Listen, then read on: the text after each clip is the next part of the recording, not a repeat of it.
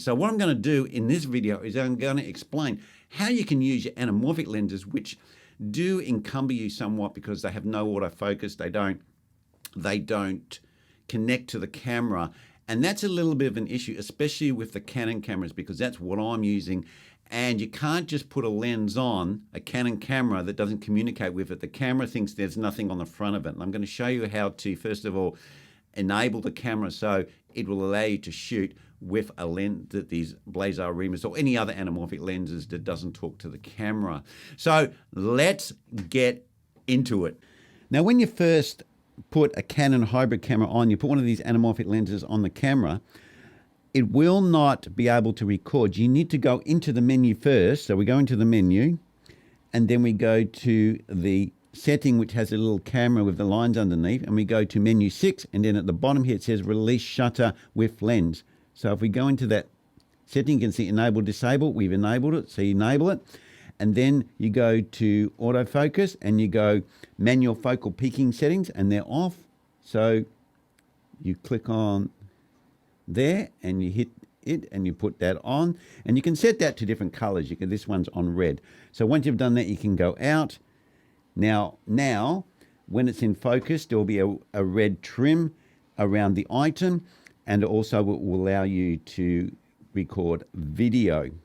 Now, what I do here to be able to focus when I'm out in the field, because I've got no monitor, I'm just using the side screen, and as you can see, it's the compressed image as we see it in the camera. The Canon hybrid cameras don't have a D-squeeze for the anamorphic lenses, so we see it all tall. But you can still compose your shot quite well. You don't need to have a screen. And okay, it's not that big, but it's good enough to compose.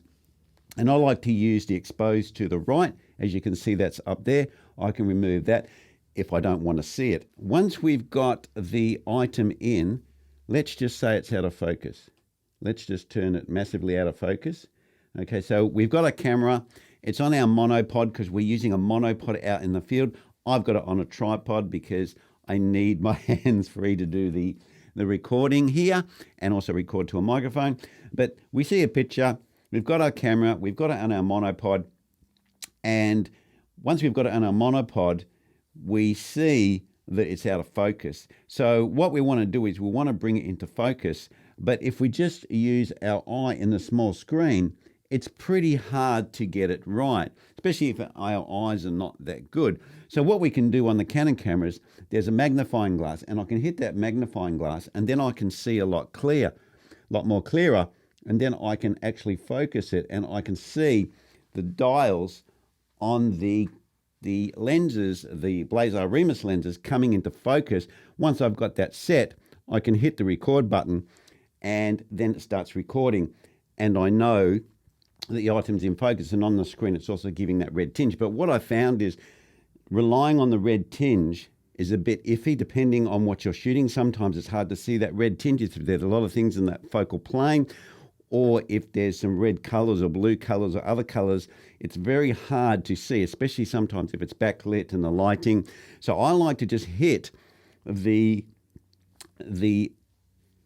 magnifying glass to focus. Now, when we've got the magnifying glass on, you can't record in that state. So as soon as you hit the record button, it'll just start recording so you get your right composition. So this is how I shoot with just the camera, the lens, and a monopod out in the field. That's where I'm going to leave it, guys, and I'll see you next vid.